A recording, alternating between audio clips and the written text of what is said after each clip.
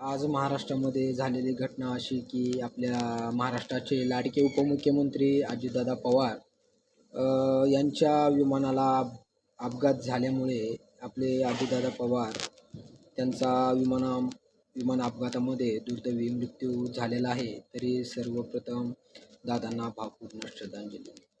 घटना अशी की आपल्या महाराष्ट्राचे लाडके उपमुख्यमंत्री म्हणजे सगळ्यात महत्त्वाचं म्हणजे महाराष्ट्राला 6 वेळेस उपमुख्यमंत्रीपद लाभलेले आपले अजितदादा पवार महाराष्ट्राच्या राजकारणातील कोहिनूर हिरा, धुरंधर नेतृत्व, रुबाबदार नेतृत्व, महाराष्ट्रातील दादा, राजकारणातील दादा म्हणलं तरी काही हरकत नाही. तर जिल्हा परिषदच्या निवडणुकीसाठीच्या प्रचारार्थी सभेमध्ये येत असताना मुंबईहून बारामतीमध्ये दादा येत असताना त्यांच्या जो का विमान आहे त्या विमानाला अपघात झाला आणि त्या अपघातामध्ये दादा मृत्युमुखी झालेले आहेत. त्यासोबतच दादांचे सहकारी असतील किंवा जे काय त्यांचे बॉडीगार्ड असतील, पायलट वगैरे असतील, त्यांचा देखील दुर्दैवी मृत्यू झालेला आहे. दादांबद्दल सांगायचं म्हणजे की आपल्या महाराष्ट्राला लाडकी बहीण योजनेची जी काही योजना चालू केली त्या लाडकी बहिणींसाठी देखील ही जे काही शोककळा आहे त्यांच्यावर देखील ही शोककळा पसरलेली आहे.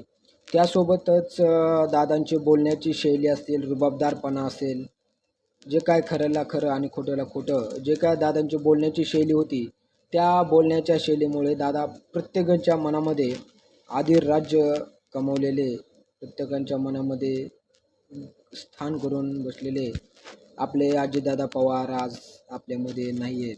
म्हणजे खरोखरच महाराष्ट्राच्या राजकारणातील कोहिनूर हिरा आज आपण गमावलेला आहे. तर बारामतीमध्ये त्यांची जी काय आज सभा होती त्या सभेसाठी दादा रात्री मुंबईला असताना आणि त्या मुंबईहून दादा सकाळी निघालेले होते आणि सकाळी 9-9:30 वाजता जे काय बारामतीमध्ये सभा होती त्या सभेसाठी दादा येत होते. आणि येत असताना जे काय बारामतीच्या जवळच अवघ्या लँडिंगच्या 5 मिनिट अगोदर ही दुर्दैवी घटना घडली आणि या घटनेमध्ये दादांचा दुर्दैवी मृत्यू झाला असं कळालं आणि अख्खा महाराष्ट्र सुन्न पडला. अख्ख्या महाराष्ट्रावर शोककळा पसरलेली आहे.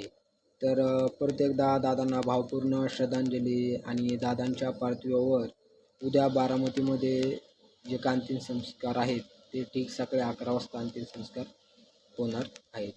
तर दादांना भावपूर्ण श्रद्धांजली.